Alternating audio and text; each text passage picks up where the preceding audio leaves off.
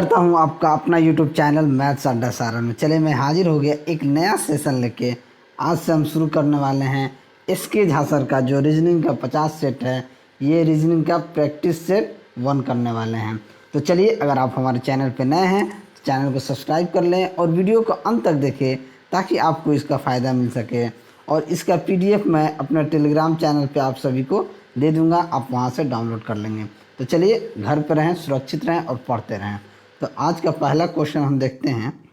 पहला क्वेश्चन क्या दिया गया है कि कन्हैया उत्तर दिशा में चलना प्रारंभ करता है। 4 किलोमीटर चलने के बाद दाएं मुड़कर फिर 4 किलोमीटर चलता है।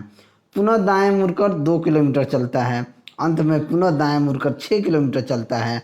अब वह अपने प्रारंभिक स्थान से किस दिशा में है? ये आपका डायरेक्शन का क्वेश्चन। देखिए, सबसे पहले आपको डायरेक्शन समझना होगा। ये 4 डायरेक्शन होते हैं। ऊपर नॉर्थ होता है, नीचे साउथ, दाहिने तरफ ईस्ट और बाएं तरफ वेस्ट होता है। अब देखिए क्वेश्चन क्या कह रहा है, कन्हैया उत्तर दिशा में चलना प्रारंभ करता है। उत्तर दिशा यानी कि ऊपर की दिशा। कन्हैया ऊपर की दिशा में उत्तर की ओर दिशा चलना प्रारंभ करता है। 4 किलोमीटर चलना प्रारंभ किया, 4 किलोमीटर चला। 4 किलोमीटर चलने के बाद फिर दाहिने तरफ मुड़ जाता है। फिर दाहिने, यहाँ से दाहिने मुड़ा और फिर 4 किलोमीटर चल गया। पुनः दाहिने मुड़ा और 2 किलोमीटर चला, यानी कि फिर दाहिने मुड़ के कितना किलोमीटर चला? 2 किलोमीटर चला। अंत में पुनः दाहिने मुड़कर 6 किलोमीटर, फिर अंत में यहाँ से इधर चला 6 किलोमीटर, यानी कि ये टोटल 6 किलोमीटर चल गया। ठीक है, तो चलना शुरुआत किया था तो यहाँ से इस बिंदु से स्टार्ट किया था चलना। तो अब वो अपने प्रारंभिक स्थान से किस दिशा में है? तो अब किस दिशा में, ये देखिए चलना पर मान लीजिए ये ओरिजिन है, यहाँ से चलना प्रारंभ किया था तो अभी किस दिशा में है? इस दिशा में। तो अभी हमने क्या देखा था, तो ये डायरेक्शन है और यहाँ से चलना प्रारंभ किया है, अभी ये इस दिशा में है। तो ऊपर वाला नॉर्थ, नीचे वाला साउथ, दाहिने ईस्ट, बाएं वेस्ट होता है। तो ये अभी किस दिशा में है? तो यानी कि नॉर्थ और वेस्ट दिशा में है। तो कौन दिशा में है? नॉर्थ और वेस्ट, यानी कि उत्तर पश्चिम दिशा में है। तो ऑप्शन बी आपका सही आंसर हो जाएगा। डायरेक्शन के प्रश्न को आप बिल्कुल ऐसे ही सॉल्व करेंगे, बिल्कुल इजीली हो जाएगा। चलिए अगला क्वेश्चन देखते हैं। अगला क्वेश्चन है, थोड़ा सा इसे छोटा करना। देखिए 2 से 3 प्रश्न है कि निम्नलिखित जानकारी पर आधारित इसे ध्यान से पढ़िए और प्रश्नों का उत्तर दीजिए। सोमवार से शनिवार तक 6 नाटक ABCDE एवं F खेला जाता है। यानी सप्ताह में पूरा सोमवार से लेकर शनिवार तक एक नाटक खेला जाता है जिसे ABCD के नाम दिया गया है। प्रत्येक दिन एक नाटक का आयोजन होता है, यानी डेली एक नाटक होता है। F के ठीक बाद वाले दिन B नाटक है, E के ठीक पहले वाले दिन A नाटक है और D शुक्रवार को है और उससे ठीक पहले B नाटक है। देखिए हम सबसे पहले क्या करेंगे कि एक दिन का चार्ट बना लेंगे एक नाटक का। ठीक है, अब देखिए सबसे पहले शुरुआत होता है F के ठीक बाद वाले दिन B नाटक होता है। यानी कब से शुरुआत होता है? तो मंडे से। तो मंडे को हम M लिखेंगे। अब देखिए मंडे को हमारा F हो गया, F नाटक हो गया। तो F के ठीक बाद वाले दिन क्या होता है? B नाटक होता है। यानी कि ट्यूसडे को B नाटक होगा। क्या नाटक होगा? B नाटक होगा। जब ट्यूसडे को B नाटक हो गया, मंडे, ट्यूसडे, इधर हम पूरा लिख लेते हैं वेडनेसडे, थर्सडे को TH लिखते हैं और ये होगा फ्राइडे और सैटरडे को S लिख दें। अब देखिए E के ठीक पहले वाले दिन A नाटक होता है। हमको नहीं पता है कि E कब होता है। D शुक्रवार का है। अब D शुक्रवार को है तो फ्राइडे को D होता है, तो हम फ्राइडे को D यहाँ पे बैठा दिए। अब कह रहा है शुक्रवार का है और उसके ठीक पहले B नाटक नहीं है।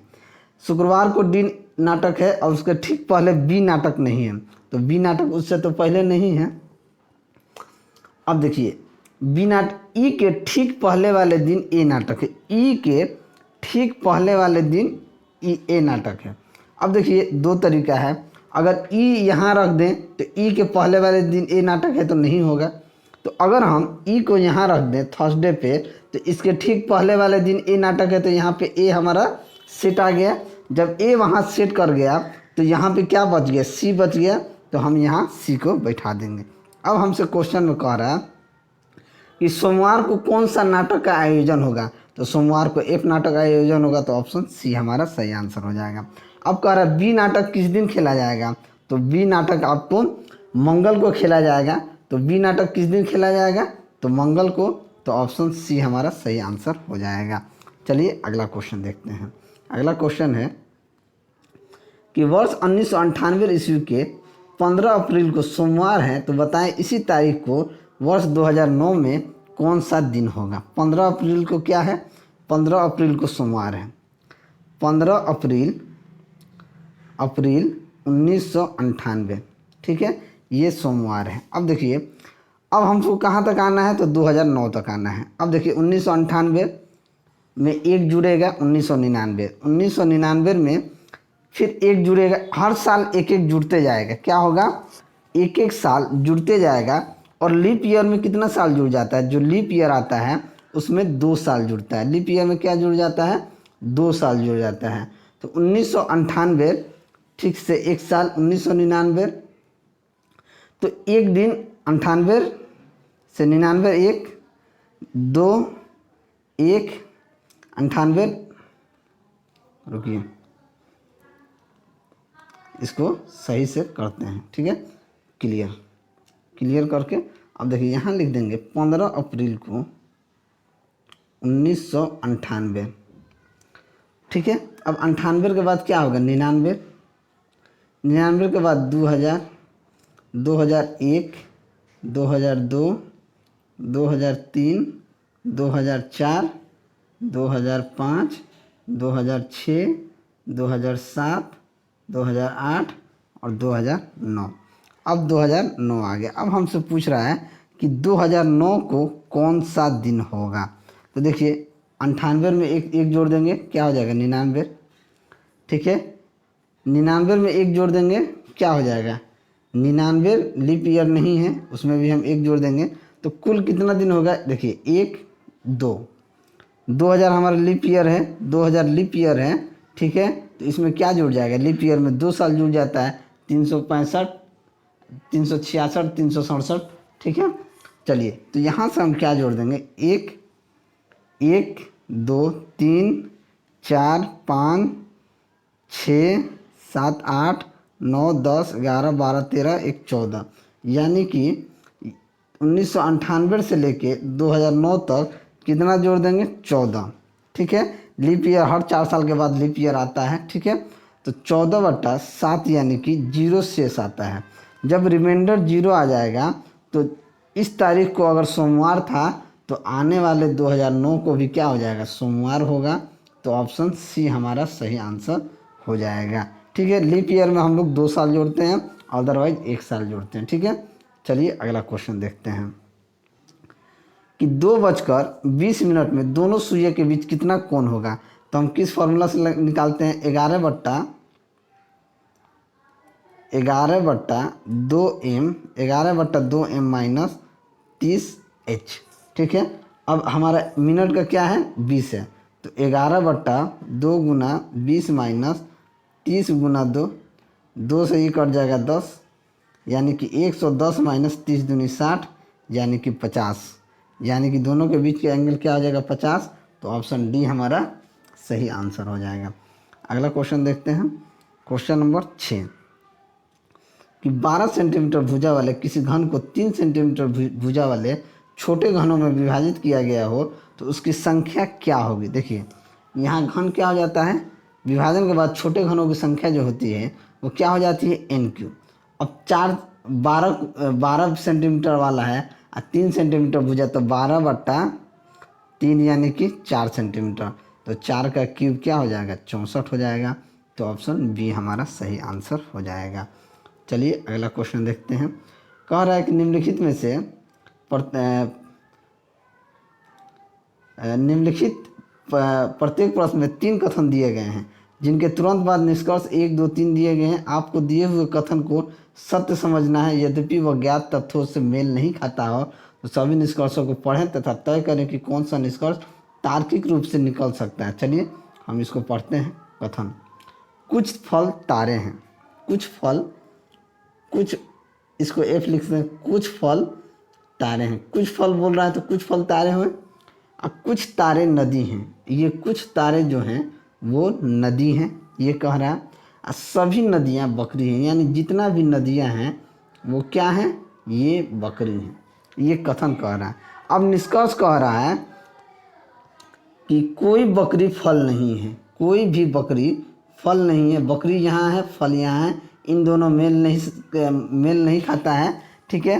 कोई भी बकरी फल नहीं है, ये तो बिल्कुल सही है, कोई बकरी फल नहीं है, ठीक है, कोई बकरी फल नहीं है। कुछ बकरी तारे हैं, कुछ बकरी तारे हैं, कुछ बकरी जो हैं वो तारे हैं। देखिए, जब सभी तारे, कुछ तारे नदी हैं और सभी नदियाँ बकरे हैं, तो कुछ बकरी क्या होंगी, तारे होंगी, तो ये तो हमारा सही होगा। कोई बकरी तारा नहीं है, कोई भी बकरी तारा नहीं है, ये भी गलत है। सिर्फ कथन 2 जो है वो सही है कि कुछ बकरी जो है वो तारा है, तो ऑप्शन कौन सा सही हो जाएगा, केवल 2 अनुसरण करेगा, तो ऑप्शन बी हमारा सही आंसर हो जाएगा। अगला देखते हैं, सभी सांप पेड़ हैं, सभी जो सांप हैं, सभी सांप जो हैं वो पेड़ हैं। सांप को एस से लिखते हैं, पेड़ को पी से लिखते हैं, ठीक है। अब कह रहा है कुछ पेड़ सड़क हैं, यानी कुछ पेड़, सड़क को एस डी से लिख दिए, सड़क है, और सभी सड़क पर्वत है, और ये जितना भी सड़क हैं ये सब क्या हो गया, पर्वत हो गया, यानी कि पी आर हो गया, पर्वत हो गया। अब देखिए निष्कर्ष हमसे क्या कह रहा है कि कुछ पर्वत सांप हैं, कुछ पर्वत सांप हैं, पर्वत यहाँ है, सांप यहाँ है, इन दोनों में मेल नहीं खाता है, तो ये गलत है, ठीक है। कुछ पर्वत सड़क हैं, कुछ पर्वत जो है ये सड़क है, क्योंकि सभी सड़क जो है ये पर्वत है, तो कुछ पर्वत क्या हो जाएगी, सड़क हो जाएगी, तो ये तो सही है। और कुछ सड़क सांप हैं, कुछ सड़क सांप नहीं है, सड़क यहाँ है, सांप यहाँ है, मेल नहीं खाता है, तो ये नहीं है। तो केवल अनुसरण कौन करेगा, तो 2 अनुसरण करेगा, तो ऑप्शन सी हमारा सही आंसर हो जाएगा। चलिए अगला क्वेश्चन देखते हैं। क्वेश्चन नंबर 9 कहता है, यदि किसी सांकेतिक भाषा में ओपन द डोर को KATA जा, डोर इज क्लोज को जापा माँ और दिस इज गुड को लारा पा लिखा जाता है, तो क्लोज को उसी भाषा में क्या लिखेंगे, ठीक है। बात को समझिएगा, थोड़ा सा कंसेप्ट इसमें लगाना है, कुछ नहीं है, ठीक है। देखिए ओपन द डोर, डोर यहाँ पे भी है, डोर यहाँ पे भी है। अब इन दोनों में वर्ड जो है वो क्या कॉमन है उसको हम पकड़ेंगे, ठीक है। ओपन द डोर में का ते जा है, डोर इज क्लोज में देखिए इन दोनों में क्या वर्ड कॉमन है, तो जा यहाँ भी कॉमन है और जा यहाँ भी कॉमन है, यानी कि जो वर्ड कॉमन है हम यहाँ समझ सकते हैं कि ओपन डोर का मतलब जा हो सकता है, ठीक है। अब देखिए, अब कह रहा है this is good, this is good को लाड़ा पा लिखा जाता है, तो क्लोज को क्या लिखा जाएगा, दिस इज गुड। अब देखिए यहाँ इज है, यहाँ इज है और यहाँ इज है। अब इन दोनों में क्या कॉमन है हम यहाँ देखते हैं, यहाँ पा है और यहाँ भी पा है, तो हमने कहा है इज को पा बोला जा सकता है, इज को पा बोला जा सकता है। जब इज को पा हो गया और क्लोज को जा हो गया, इसका मतलब है कि डोर को क्या बोला जाएगा, डोर को माँ बोला जाएगा, तो ऑप्शन ए हमारा क्लोज को माँ बोला जाएगा, तो ऑप्शन ए हमारा सही आंसर हो जाएगा, क्योंकि डोर को जा यहाँ बोला जाता है, इज को पा बोला जा रहा है, इसलिए क्लोज को क्या हो जाएगा, माँ हो जाएगा, तो ऑप्शन ए हमारा सही आंसर हो जाएगा। चलिए अगला क्वेश्चन देखते हैं कि नमन एक पुरुष की तस्वीर की तरफ इशारा करते हुए कहता है कि इसके इकलौते पुत्र के साले के पुत्र की बुआ का माँ का मैं पुत्र हूँ, तो नमन उसका क्या होगा। नमन एक पुरुष की तस्वीर, मान लीजिए नमन जो है एक पुरुष की तस्वीर दिखाते हुए कहता है कि इसके इकलौते पुत्र, अब देखिए नमन यहाँ है, ठीक है, एक तस्वीर को हमने यहाँ दे दिया। अब नमन कहता है, तस्वीर की तरफ इशारा करके कहता है कि इस तस्वीर की तरफ इशारा करके कहता है इसके इकलौते पुत्र, यानी इसका जो इकलौता सन है, ठीक है, इकलौते पुत्र के साले के पुत्र। अब इसका जो साला होगा, यानी कि इसके वाइफ का भाई होगा, इसके वाइफ का भाई ही नहीं, इसका साला होगा। अब इसके वाइफ के भाई होगा, ठीक है, इसके वाइफ का भाई ये ही इसका साला होगा, यानी इस लड़के का ये साला बी है मान लिया, ठीक है। पुत्र क्रौधव पुत्र के साले के पुत्र की बुआ। अब इसके साले का पुत्र क्या होगा, साले का इसका पुत्र यहाँ होगा। इस देखिए आपसे जो अगर मम्मी पापा ये हम लोग से ऊपर आते हैं, बेटा बेटी नीचे आते हैं, ग्रैंड फादर जो होते हैं पापा के ऊपर आते हैं। तो इसका पुत्र ये इसकी बुआ लगेगी, ये इसकी बुआ लगेगी। अब इसके बुआ का मैं पुत्र हूँ। अब इसके बुआ का पुत्र है ये कौन, नमन है। तो नमन है, तो नमन और इसमें क्या अंतर है, तो ये इसका पिता हो जाएगा और ये तस्वीर वाला जो है वो उसका दादा हो जाएगा। तो हमसे पूछ रहा है उस तस्वीर से क्या संबंध है, तो ये तो नमन का बेटा हो गया जो इशारा कर रहा है, और जो तस्वीर पे इशारा कर रहा था वो उसका दादा लगेगा। तो ऑप्शन ए हमारा। चलिए ये अगला क्वेश्चन देखते हैं कि निम्नलिखित में से कौन सा सी के विपरीत फलक है। सी के विपरीत फलक है तो ये पहला फलक देखते हैं, इसमें सी और ई कॉमन है, इसमें सी और ई कॉमन है। तो क्या करते हैं हम इन दोनों में रिलेशन, एफ को पकड़ते हैं यहाँ से, एफ ई सी यानी क्लॉकवाइज डायरेक्शन में लिखते हैं एफ ई सी। फिर इसको पकड़ते हैं, इसे भी क्लॉक डायरेक्शन में लिखेंगे एफ बी ए। अब देखिए जो जिसके सामने होता है वो उसके विपरीत होता है। तो सी के सामने पूछा है तो सी के सामने क्या है, ए है। तो ऑप्शन बी हमारा सही आंसर हो जाएगा। सी का विपरीत क्या हो जाएगा, ए हो जाएगा। चलिए अगला क्वेश्चन देखते हैं। अगला क्वेश्चन देखते हैं कि dash T U R S T इस तरीके की लिखा गया जब भी दिखे तो सबसे पहले क्या कीजिए, इसको गिनिए कितना संख्या है। 1 2 3 4 5 6 7 8 9 10 11 12 13 14 15 16 16 जब संख्या है टोटल, तो 4 4 में इसको विभाजित कीजिए। 1 2 3 4, यहाँ पे 4 कर दिए, 1 2 3 4, यहाँ पे भी कर दिए 4, 1 2 3 4। अब देखिए क्या रिपीट कर रहा है। अब देखिए यहाँ पे टी है, टी के पहले क्या आना चाहिए, तो इसमें देख रहे हैं टी के पहले आर है, यहाँ भी टी के पहले आर है। तो यहाँ पे हम क्या पहले वाला में आर सेट कर दिए, आर टी यू हो गया। अब आर टी यू के बाद क्या हम दे सकते हैं, आर टी यू के बाद हम किस संख्या को पूर्त करते हैं। जब आर टी यू हो गया तो एक एस दिख रहा है तो हम यहाँ पे एस लिख देंगे, तो आर टी यू एस हो गया। जब आर टी यहाँ है तो यहाँ पे भी क्या लिखेंगे, यहाँ पे भी यू लिख देंगे, तो आर टी यू एस हो गया। अब यहाँ पे भी क्या लिख देंगे, आर टी यू एस हो गया। यहाँ पे आर टी यू एस है तो यहाँ पे भी आर टी यू एस हो जाएगा। तो कौन हो जाएगा, पहले आर है फिर एस है फिर यू फिर आर टी एस, यानी कि ऑप्शन ए आपका सही आंसर हो जाएगा। चलिए अगला क्वेश्चन देखते हैं कि दिए गए आकृति में कुल कितने वर्ग हैं, इन सभी में कुल कितने वर्ग है। देखिए अगर ये इस तरीके से एक है तो एक वर्ग तो ये, एक वर्ग ये, एक ये, यानी 1 2 3 4 5 और ये एक टोटल हो जाएगा वर्ग, यानी कि 5 है। इसमें 1 2 3 यानी कि 5 3 15 वर्ग होंगे। तो ऑप्शन कौन सा सही हो जाएगा, तो ऑप्शन सी हमारा सही आंसर हो जाएगा। चलिए अगला क्वेश्चन देखते हैं।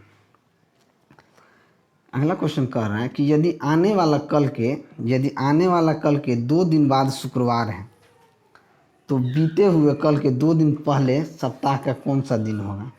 यानी कि आने वाले कल के 2 दिन बाद शुक्रवार है। अगर हम यहाँ पे हैं, आज पे हैं, ठीक है, अगर हम आज यहाँ हैं तो 2 दिन बाद यानी कि एक 2 दिन बाद क्या है, शुक्रवार है, यानी कि फ्राइडे है।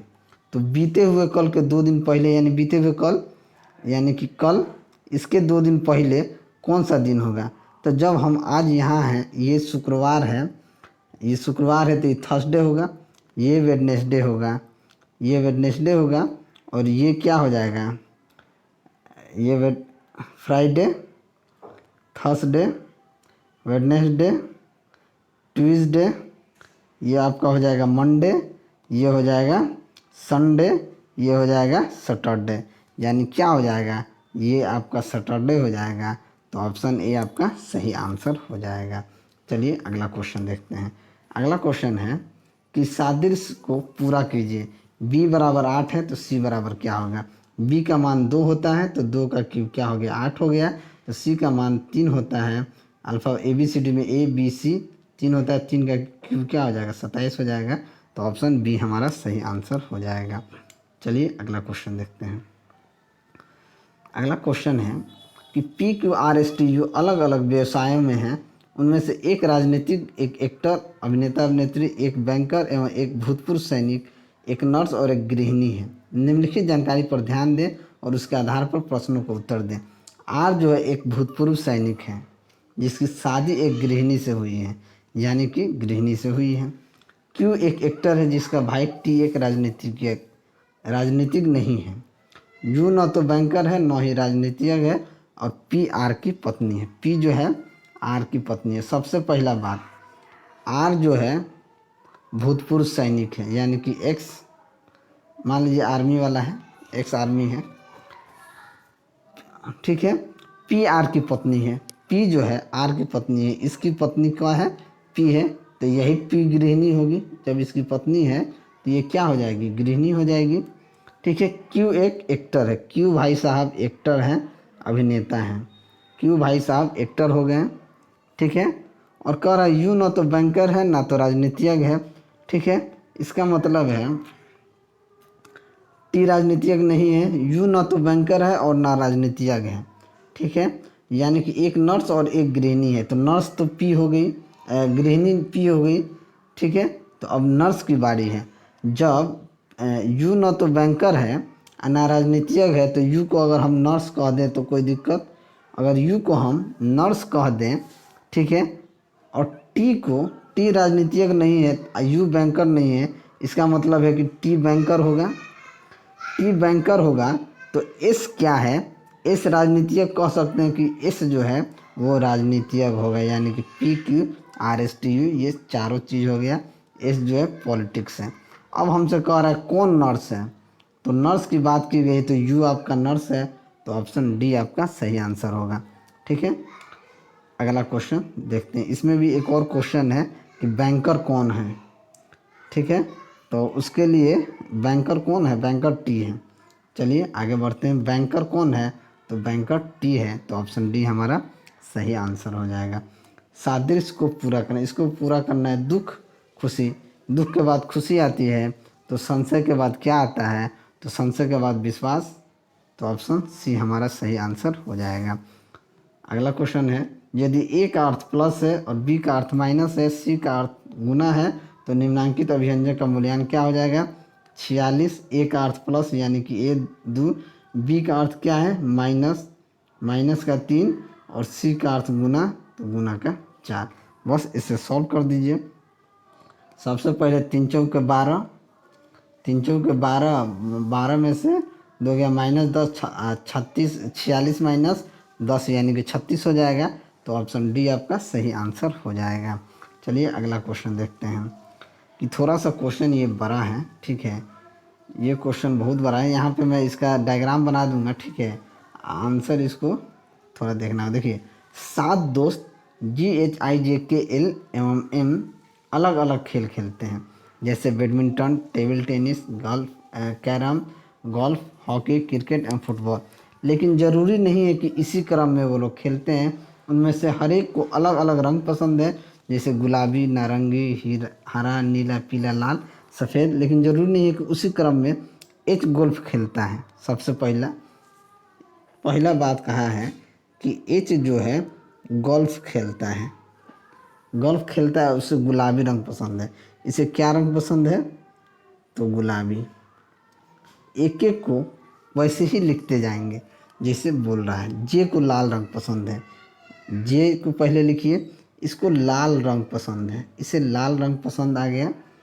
जे को लाल रंग पसंद है लेकिन क्रिकेट या हॉकी नहीं खेलता है, यहाँ क्रिकेट और हॉकी नहीं खेलता है, इसको भी बाद में देखेंगे। जिसे पीला पसंद है वो टेबल टेनिस खेलता है, जिसे पीला पसंद है वो क्या करता है, वो टेबल टेनिस खेलता है। एल फुटबॉल खेलता है, ठीक है। एल यहाँ पे क्या करता है, फुटबॉल खेलता है, फुटबॉल खेलता है, और उसे हरा रंग पसंद है, उसे हरा पसंद है, ठीक है। के को नारंगी, पीला या नीला रंग पसंद नहीं है, जो कैरम खेलता है। एच कैरम नहीं खेलता है, और एम क्रिकेट या हॉकी नहीं खेलता है। तो आई को नीला रंग पसंद है लेकिन हॉकी नहीं खेलता। अब देखिए बात यहाँ फंस रहा है कि अब हम देखते हैं HJL हो गया। जे को लाल रंग पसंद है, जे को लाल रंग पसंद है, लाल लिख दिए हैं। ठीक है, वो क्या खेलता है उसको हम देखते हैं। लेकिन क्रिकेट या हॉकी नहीं खेलता है। जे जो है क्रिकेट और हॉकी ये दो खेल नहीं खेलता है। ठीक है, नहीं खेलता है तो उसको वहाँ हम काट दिए, वहाँ नहीं काट कर हम इसको यहाँ काटते हैं इसके बगल में, ताकि हम वहाँ उसका आए। ये जो है क्रिकेट और हॉकी नहीं खेलता है, नहीं खेलता है। जिसे पीला पसंद है वो टेबल टेनिस खेलता है। अब पीला किसे पसंद है? टेबल टेनिस खेलता है, तो ये टेबल टेनिस को टी लिख दिए। जिसे क्या पसंद है? पीला पसंद है, यहाँ पे पीला हम लिख दिए। यानी कि जिसे पीला पसंद होगा वो टेबल टेनिस खेलेगा। आई को नीला रंग पसंद है लेकिन हॉकी नहीं है। आई जो है, आई को यहाँ लिखते हैं, इसे नीला रंग पसंद है, नीला रंग पसंद है लेकिन हॉकी नहीं खेलता है, ये हॉकी नहीं खेलता। अब देखिए, हॉकी नहीं खेलने वाला दो हो गया, ये भी नहीं खेलता है, ये भी नहीं खेलता है। ठीक है, अब देखिए एच वो हो गया, एच कैरम नहीं खेलता है। एच तो कैरम नहीं खेलता है, ये तो कैरम एच नहीं खेलता है। एच जो है वो कैरम, के फॉर कैरम नहीं खेलता है। ठीक है, अब जो के को नारंगी पसंद है, के को नारंगी पसंद है, के को नारंगी पीला या नीला रंग पसंद नहीं है। के को ये नारंगी पीला या नीला पसंद नहीं है। नारंगी पीला, पीला नीला तो यहाँ पे है, उसको पसंद नहीं है। तो के को क्या पसंद है ये देखना है। ठीक है, अब देखिए, अब धीरे धीरे हम सेट करेंगे। 1 2 3 4 5, 5 चीज़ हो गया। अब हमको 7, कितने दोस्त हैं? 7 है। HJLIK। अब बच गया क्या? जी हमारे पास बच गया, HJLM, एक M बच गया है, M, और एक और क्या बच गया है? के यहाँ आ गया। 1 2 3 4 5 6 7, ये 7 हो गया है। अब देखिए जी जो है, जी को क्या पसंद हो सकता है? कलर तो इन लोगों के सामने है। कलर जब हमारे सामने है तो जी को सफ़ेद कलर पसंद हो सकता है। देखिए, जो कैरम खेलता है उसे सफ़ेद पसंद है। इसका मतलब है के को नारंगी पीला नीला पसंद नहीं है जो कैरम खेलता है। तो के यहाँ पे कैरम खेलता है, के कैरम खेलता है, हमारे पास पसंद हो गया। अब इसे नारंगी पीला या नीला रंग पसंद नहीं है, तो जो पसंद नहीं है, अब नीला पीला और नारंगी ये पसंद नहीं है, तो ये गुलाबी लाल हरा, तो ये 1 2 3 4 5 हो गया। और उसे नारंगी पीला पसंद नहीं है, तो उसके पास एक ही ऑप्शन है कि वो सफ़ेद को पसंद करेगा। किसको पसंद करेगा? यानी के जो है सफ़ेद को पसंद करेगा। जब के सफ़ेद को पसंद कर लिया, तो अगर हम जी की बात करें तो जी के पास क्या बच जाएगा? जी के पास हॉकी बचेगा, जो हॉकी ये दोनों नहीं खेलता है, तो जी तो हॉकी खेलेगा और उसे क्या पसंद होगा? उसे नारंगी पसंद होगा।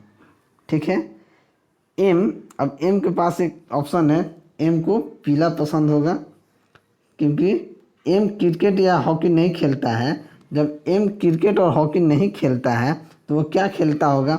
ये टेबल टेनिस खेलता होगा। तो यहाँ पे एम आ जाएगा, वो टेबल टेनिस खेलता होगा और उसे क्या पसंद है? पीला कलर पसंद है। ठीक है, अब हमसे जो पूछेगा हम उसका आंसर दे सकते हैं, तो इसको आप अपने कॉपी में नोट कर लेंगे, और वैसे ही जो आंसर होगा उसका आंसर आप हमें कमेंट बॉक्स में देंगे। थोड़ा स्क्रीन रिकॉर्डर से इसको समझा पाना आसान नहीं है। चलिए अगला क्वेश्चन देखते हैं। एक घड़ी 3 और 4 बजे के बीच दो सुइयों कब 0 डिग्री का कोण बनाएंगे? देखिए, 2 3 और 4, ये आपका 3 और 4 के बीच, 3 और 4 के बीच, यानी जब 3 और 4 के बीच देखा जाए तो देखिए हम क्या करते हैं, 12/11 से गुना करते हैं। अब वो 5 3 15, यानी कि वो 15 मिनट के बाद होगा, तो उसे क्या करते हैं, 15 गुना 12/11 से गुना करेंगे, कितना हो जाएगा? 180/11। तो ये क्या हो जाएगा? 3 बज के 180/11 को हम लिख सकते हैं 16.4/11, यानी कि 3 बज के 16.4/11 वो कोण हो गया तो ऑप्शन ए हमारा सही आंसर हो जाएगा। ठीक है, देखिए 0 डिग्री का कोण कब बनता है, जब वो दोनों सुई जो होता है वो सुइयों को एक जगह होना पड़ेगा। ठीक है, तब जाके क्या बनेगा, 0 डिग्री का कोण बनेगा। चलिए अगला क्वेश्चन देखते हैं। अगला क्वेश्चन है कि 15/8/1948 को कौन सा दिन था। 15 अगस्त 1948 को कौन सा दिन था। अब देखिए मंथ कोड क्या होता है, मंथ कोड जनवरी, फरवरी, मार्च, अप्रैल, मई, जून, जुलाई, अगस्त, सितंबर, अक्टूबर, नवंबर, दिसंबर। इसे याद कर लीजिए, 033 614। मोबाइल नंबर की तरह याद कीजिएगा। 033 कलकत्ता का कोड है, 033 614 625 035। याद कीजिए, 033 614 625 035। ठीक है, यह मंथ का कोड हो गया। ईयर कोड हमारे पास क्या है, ईयर कोड है 1900 का कोड होता है 0। अब देखिए 15 अगस्त, तो 15 प्लस अगस्त का कोड हो गया, अगस्त का 2, 2 प्लस ईयर का 0, 48 का 48, और इसमें कितना लीप ईयर है, तो 12 लीप ईयर होगा। 12 चौक 48, तो 12 इन सभी को जोड़ के 7 से भाग दे देंगे। जब जोड़ेंगे 15 2 17, 17 2 19, 19 10 29, 29 और 48 क्या हो जाएगा, 29 और 48 9 8 17 के साथ हाथ में 1 4 1 5 2 7, यानी कि 77/7, यानी कि शेषफल 0 आ गया। यानी कि वो दिन क्या होगा, रविवार होगा। तो ऑप्शन ए हमारा सही आंसर हो जाएगा। चलिए अगला क्वेश्चन देखते हैं। यदि कैट को एक कूट लिपि में 3120 लिखा जाता है तो नवीन को उस कूट लिपि में किस प्रकार लिखा जाएगा। कैट को 3120। अब देखिए, तो नवीन को पूछ रहा है कि नवीन को हम क्या लिखेंगे। हम जानते हैं कि सी को 3 से डिनोट करते हैं, ए को 1 से और टी को 20 से। अल्फ़ाबेट नंबर में जो संख्या होगा ए बी सी, ए को 1, इसी तरीके से एन को हम कहते हैं 14, ए को कहते हैं 1, बी को हम कहते हैं 22, आई को 9, एन को 14, यानी कि 14 1 22 914। ऑप्शन ए आपका सही आंसर हो जाएगा। अगला क्वेश्चन देखते हैं। किसी दर्पण को जब नीचे दिए गए शब्द के नीचे क्षैतिज रखा जाता है तो उसके द्वारा निर्मित दर्पण छवि का चयन क्या होगा। यानी इसके नीचे अगर दर्पण रखा जाएगा तो ये पलट के कैसा दिखेगा, यही हमसे पूछ रहा है। तो ये पलट के कैसा दिखेगा, ये वाई, ये एच चला जाएगा, ये ई उल्टा हो जाएगा, ए ऊपर चला जाएगा, ये एल ऊपर चला जाएगा। तो देखिए ये तो नहीं दिखेगा, ये भी नहीं दिखेगा, और ये शुरू में वाई है, तो ऑप्शन सी ही दिखेगा। ज़्यादा करने की ज़रूरत नहीं है। चलिए आगे बढ़ते हैं। अगला क्वेश्चन कह रहा है कि दिए गए कथन पर विचार करें और तय करें कि दिए गए अनुमानों में से कौन सा कथन में अंतर्निहित है। अध्यापक को कार्यशाला में भाग लेना चाहिए। ठीक है, अनुमान, कार्यशाला अध्यापकों के ज्ञान को सामयिक बनाता है, कार्यशालाएँ समय बर्बाद करती है। देखिए निष्कर्ष जो एक कथन जो है, अध्यापक को कार्यशाला में भाग लेना चाहिए, बिल्कुल लेना चाहिए।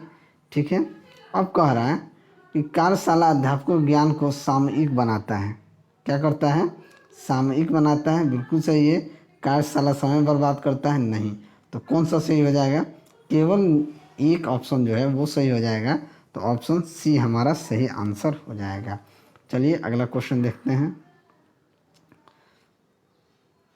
कि एक लड़की की ओर की तस्वीर की ओर देखकर निशा नामक एक लड़की ने कहा कि उसकी माँ मेरे नाना जी की इकलौती बेटी है और उनकी केवल एक बेटी है और बेटा नहीं है। तो निशा तस्वीर की लड़की से कैसे संबंधित है। निशा जी हैं यहाँ, इन्होंने अपने, निशा नामक एक लड़की कहा उसके माँ मेरे नाना जी के, यानी इसकी माँ, इसका पिताजी की इकलौती बेटी है, यानी इसकी क्या है, ये इकलौती बेटी है और उनकी केवल एक बेटी है, इसकी केवल एक बेटी है। ठीक है, तो निशा तस्वीर की लड़की से कैसे संबंधित है। तो तस्वीर से ये क्या हो जाएगा आपका, ये आपके हो जाएंगे, खुद निशा है, ये तस्वीर क्या हो जाएगी, ये निशा ही होगी। ठीक है, तो तस्वीर खुद लड़की निशा की होगी, तो ऑप्शन बी हमारा सही आंसर हो जाएगा। अगला क्वेश्चन देते हैं कि निम्नलिखित विकल्पों से संबंधित जोड़ी का चयन करें। हंस हंसो, हंस हंसो तो मोजो मोजा नहीं होगा, कमीजो कमीज नहीं होगा, जैकेट जैकेट, पतलून पतलूनों हो जाएगा। तो ऑप्शन डी हमारा सही आंसर हो जाएगा। चलिए, अगर मेरा वीडियो आपको अच्छा लगा हो तो वीडियो को लाइक करें, दोस्तों में शेयर करें। अगर आप हमारे चैनल पर नए हैं तो चैनल को सब्सक्राइब करें। मैं ऐसे ही वीडियो लेकर आपके सामने हाजिर होता रहूँगा। चलिए, मिलते हैं अगले वीडियो में, तब तक के लिए जय हिंद।